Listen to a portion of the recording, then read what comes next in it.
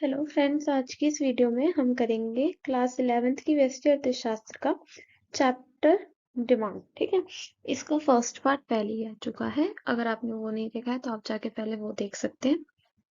तो चलिए आज की वीडियो स्टार्ट करते हैं। और अगर आप हमारे चैनल पर नए हैं तो चैनल को सब्सक्राइब करें। तो चलिए स्टार्ट करते हैं। लास्ट वाली वीडियो में हमने देखा था प्रतिस्थापक और पूरक वस्तुएं। ठीक है, तो अब हम इसमें देखेंगे कि प्रतिस्थापक वस्तुएं और जो पूरक वस्तुएं होती हैं इनके बीच में मेजर डिफरेंसेस क्या क्या होते हैं। ठीक है, पेपर में ये क्वेश्चन काफी बार आता है, इसलिए आपको ये वाला क्वेश्चन करवाया जा रहा है। तो ध्यान से देखिएगा, इजी है बहुत ज्यादा। आप अपने शब्दों में भी लिख सकते हैं, बाकी आप स्क्रीनशॉट लेना चाहे तो आप स्क्रीनशॉट भी ले सकते हैं स्लाइड का। तो देखिए, सबसे पहले आती है प्रतिस्थापक वस्तुएं। प्रतिस्थापक कौन सी वस्तुएं होंगी? सबसे पहले जिनका प्रयोग एक के स्थान पर दूसरे का किया जा सकता है। ठीक है, यानी कि ऐसी वस्तुएं जिनका प्रयोग हम एक की जगह पर दूसरे का कर सकते हैं।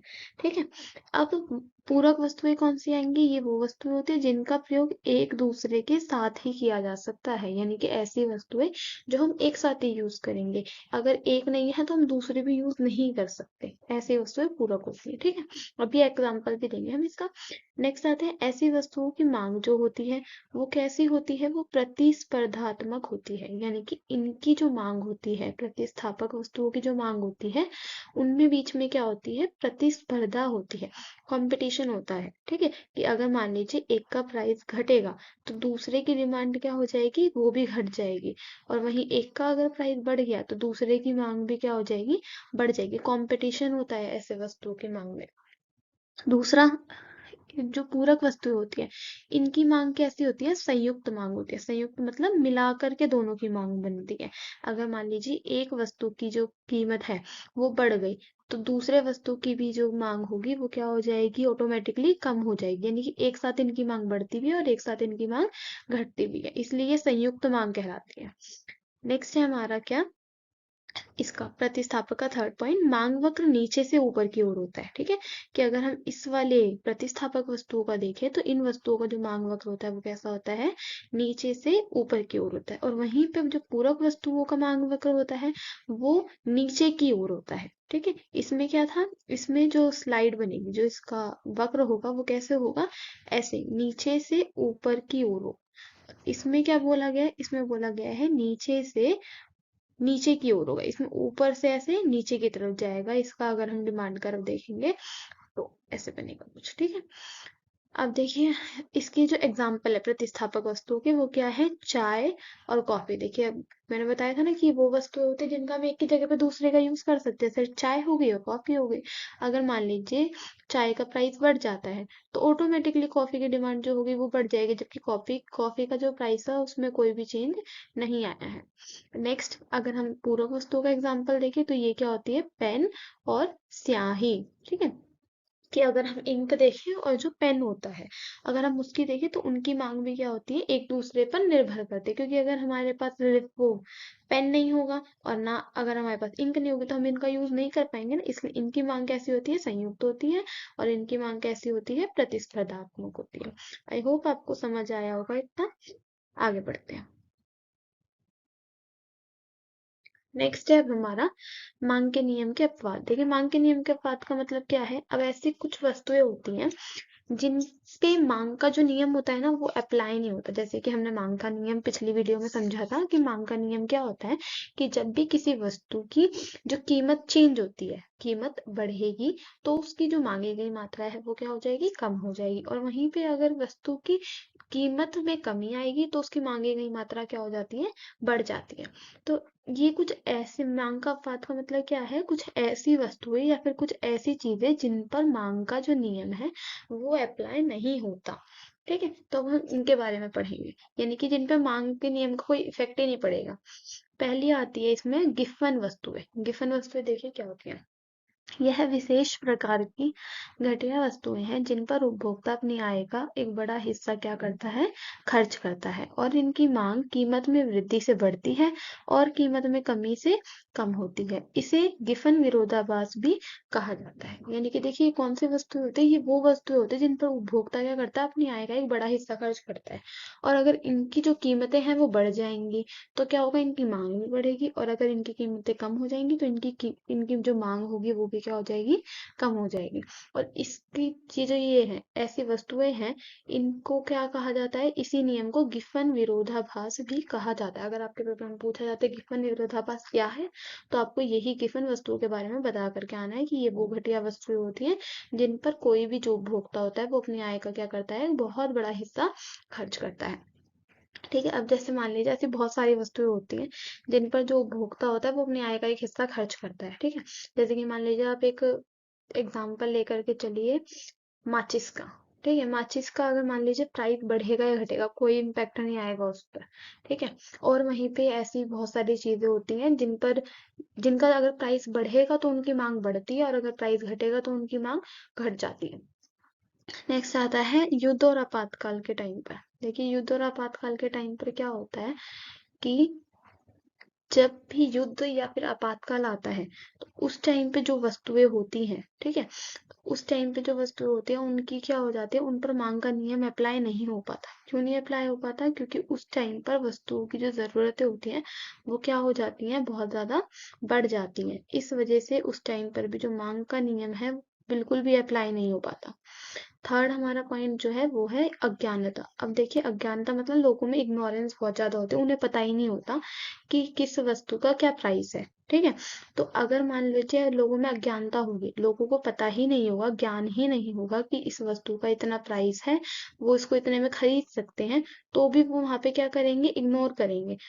भले ही कीमत बढ़ गई हो तब भी वो क्या कर देंगे, उस वस्तु की डिमांड को बढ़ा देंगे। नेक्स्ट आता है वस्तु की आदत। वस्तु की आदत का मतलब क्या है कि अब ऐसी बहुत सारी वस्तु होती है जिनकी लोगों को आदत लग जाती है।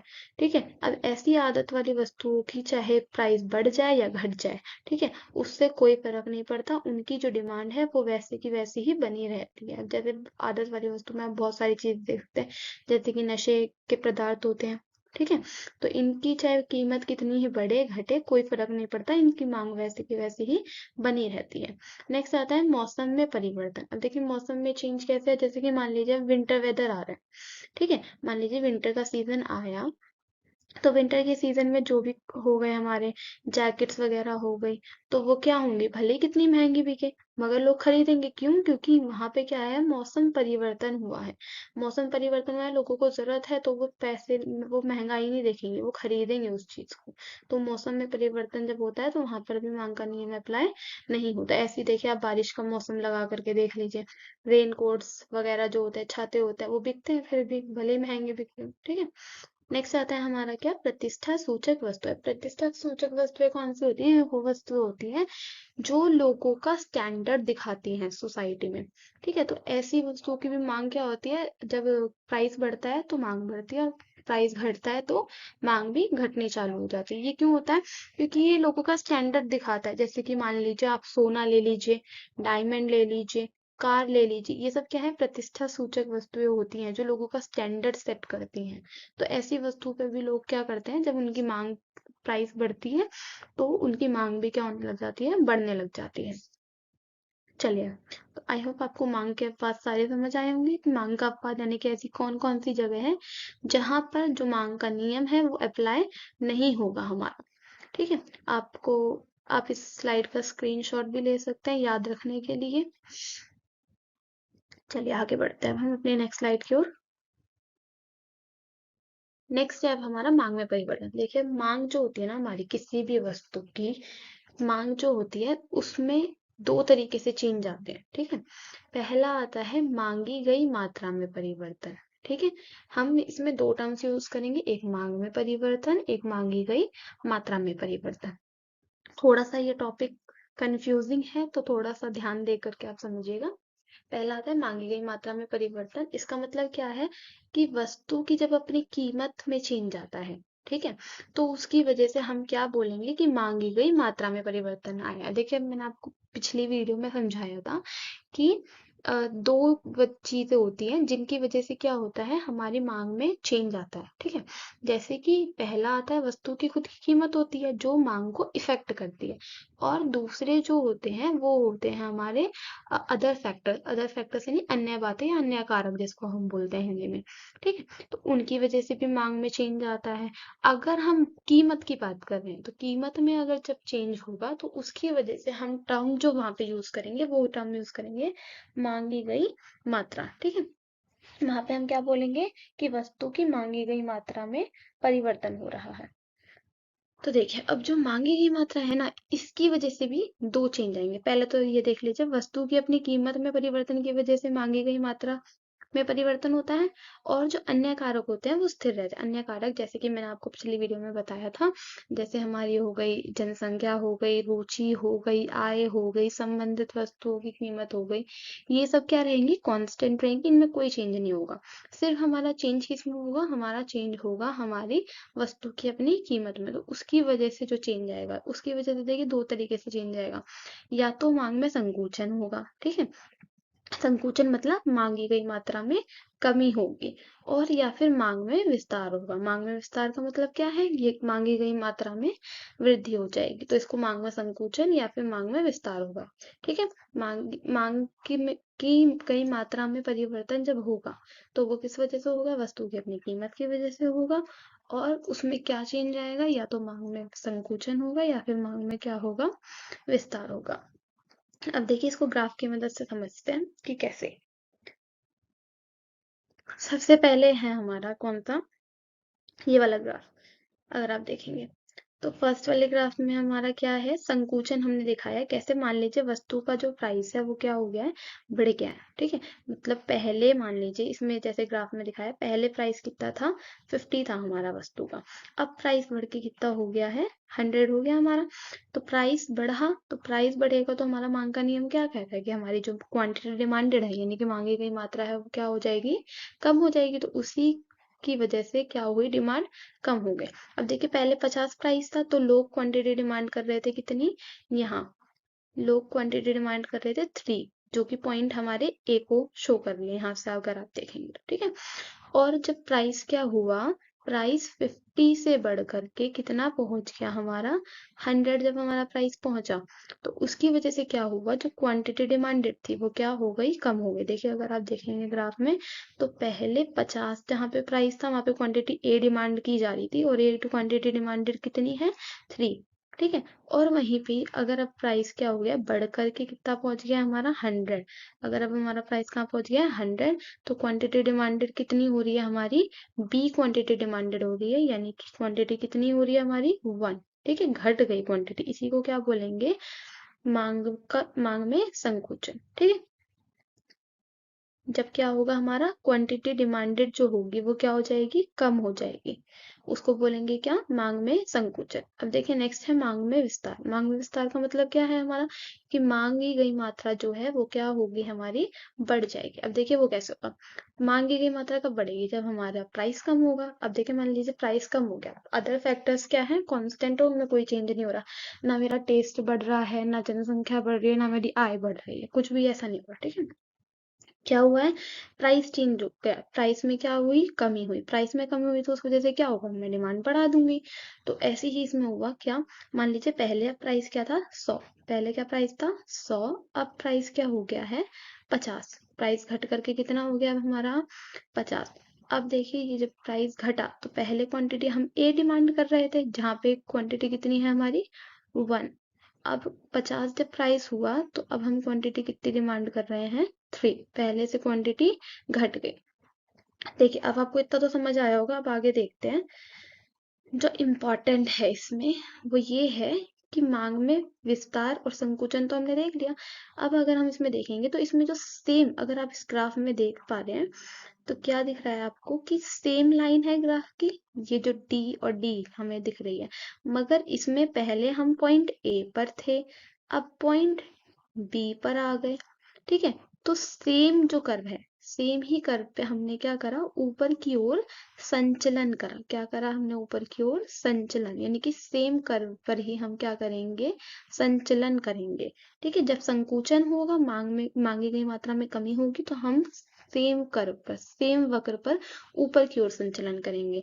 और जब क्या होगा, मांग में विस्तार होगा, तो हम क्या करेंगे, सेम डिमांड कर्व पर नीचे की ओर, कहाँ करेंगे, नीचे की ओर संचलन करेंगे। आपके एग्जाम में यही क्वेश्चन पूछा जाता है कि मांग वक्र में संचलन कब होता है। तो कब संचलन होगा, जब वस्तु की अपनी कीमत में परिवर्तन होगा। और वस्तु में अपनी कीमत में परिवर्तन की वजह से दो सिचुएशन क्रिएट होती है, या तो मांग में संकुचन होगा या मांग में विस्तार होगा। आई होप आपको इतना समझ आया होगा। अब आगे देखते हैं हमारी नेक्स्ट स्लाइड में। नेक्स्ट है हमारा मांग में परिवर्तन। ठीक है, अभी हमने पढ़ा मांगी गई मात्रा में परिवर्तन, अब पढ़ेंगे मांग में परिवर्तन। अब देखिए, मांग में जब परिवर्तन होगा तो क्या होगा, अन्य कारकों में, यानी कि हमने जो अदर फैक्टर्स की बात की थी ना, उसमें जब चेंज होगा, उसकी वजह से मांग में परिवर्तन आएगा। अब देखिए, कीमत जो होगी इसमें, हम वस्तु की जो अपनी प्राइस है वो क्या रहेगा, कांस्टेंट, क्योंकि प्राइस के बारे में तो हमने पीछे पढ़ लिया कि प्राइस में अगर चेंज होगा तो मांगी गई मात्रा में परिवर्तन होगा। देखिए, अब अन्य कारकों में जब चेंज होगा तो इसकी वजह से दो सिचुएशन क्रिएट होंगी, या तो मांग में वृद्धि होगी या फिर मांग में क्या होगी, कमी होगी। ठीक है, या तो मांग में वृद्धि होगी या फिर मांग में कमी होगी। अब देखिए ये कैसे होगा, ग्राफ पे समझते हैं इसको। मान लीजिए, अदर फैक्टर्स में जैसे बहुत सारे आते हैं, मैंने आपको बताया था, रुचि हो गई, जनसंख्या हो गई, संबंधित वस्तुओं की कीमत हो गई। तो मान लीजिए हमारा जो टेस्ट है, हमारी रुचि जो है उसमें चेंज हो गया। ठीक है, रुचि जो है हमारी बढ़ गई, रुचि हमारी बढ़ गई। अब जब हमारी किसी चीज के लिए रुचि बढ़ जाती है, हमारा टेस्ट बढ़ जाता है, तो हम उसकी क्वांटिटी या फिर हम उसकी जो डिमांड है वो भी क्या कर देंगे, बढ़ा देंगे। और प्राइस जो है, देखिए प्राइस तो सेम है, क्योंकि हमने क्या कहा है, प्राइस क्या रहेगा, स्थिर रहेगा, प्राइस सेम है। देखिए अगर आप यहाँ पे देखेंगे तो यहाँ पे भी प्राइस सेम है, और इस लेवल पे जो टी वाला लेवल है, इस पे भी प्राइस क्या है हमारा, सेम है। देखिए प्राइस ऊपर नीचे कहीं नहीं जा रहा है हमारा। चेंज किस में आया अब हमारा, चेंज आया है हमारा रुचि में, यानी कि टेस्ट में अब हमारा चेंज आया। अब इसकी वजह से क्या होगा, पहले तो देखिए प्राइस सेम है, पहले हमारी क्वांटिटी डिमांडेड कहाँ पे थी, ये जो डी वाला पॉइंट है, यहाँ पर हमारी क्वांटिटी डिमांड हो रही थी, और क्वांटिटी कितनी थी, ये क्यू वाली। ठीक है, अब हमारा प्राइस तो सेम था, मगर क्या बढ़ गई, हमारा टेस्ट बढ़ गया। टेस्ट बढ़ा तो उसकी वजह से प्राइस तो सेम था, हमने सेम प्राइस पे क्वांटिटी को बढ़ा दिया। अब जब यहाँ पे क्वांटिटी बढ़ी, तो यहाँ पे क्वांटिटी कहाँ पर आ गई हमारी, Q1 पे, क्वांटिटी हमारी कहाँ पहुंच गई, Q1 पे। और जो नया डिमांड कर्व बना वो कहाँ पर बना, ये डी डैश वाला। ठीक है, तो जो डिमांड कर्व है वो कहाँ पर शिफ्ट हो गया हमारा, राइट वर्ड शिफ्ट हो गया। ठीक है, यानी कि दाईं ओर खिसक गया, मांग में वृद्धि की वजह से। ठीक है, आपको इतना समझ आया कि अगर मांग में वृद्धि होगी तो उस वजह से मांग वक्र कहाँ आ जाएगा, खिसक जाएगा दाईं ओर। ठीक है, यानी कि वस्तु में, यानी कि वस्तु की अगर मांग में परिवर्तन हो रहा है, मांग में परिवर्तन किस वजह से हो गया, अन्य कारकों की वजह से होगा। इसमें भी दो चांसेस बनेंगे, या तो वृद्धि होगी या फिर मांग में कमी होगी। और अन्य कारकों की वजह से जो भी हमारा मांग वक्र होगा उसमें क्या होगा, खिसकाव होगा। कीमत में परिवर्तन की वजह से क्या पढ़ा था हमने, कि मांग वक्र में संचलन होगा। अब आगे देखते हैं, नेक्स्ट है हमारा कौन सा, ये वाला, मांग में कमी। अब देखिए मांग में कमी कब होगी, प्राइस सेम रहेगा, हमारा टेस्ट क्या हो गया है, टेस्ट हमारा घट गया, अब हमें रुचि नहीं रही उसके अंदर इतनी। तो अब हम क्या करेंगे, उस वस्तु की डिमांड भी कम कर देंगे। प्राइस में कोई चेंज नहीं हुआ, ना प्राइस घटा है ना प्राइस बढ़ा है, हमारा टेस्ट बदल गया, हमारी इच्छा नहीं है अब उस वस्तु को खरीदने की। तो देखिए सेम प्राइस पे, प्राइस लाइन क्या है हमारी, बिल्कुल सेम है। सेम प्राइस पे हम पहले क्वांटिटी कर रहे थे, यहाँ पे ये के वाली क्वांटिटी कितनी कर रहे थे, ये के वाली, और हमारा जो डिमांड कर्व था वो कौन सा बन रहा था, ये डी वाला डिमांड कर्व बन रहा था, और क्वांटिटी हमारी ये क्यू थी। ठीक है,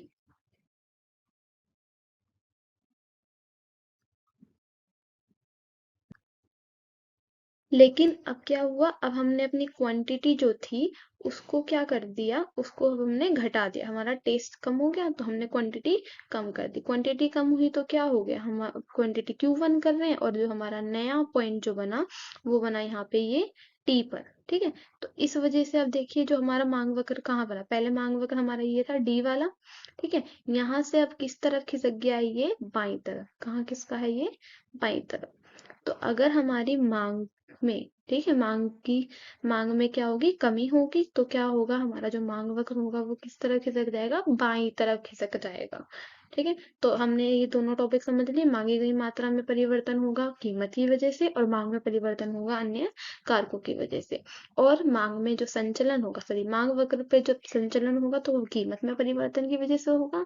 और अगर मांग वक्र में किसका होगा, तो वो अन्य कारकों की वजह से होगा।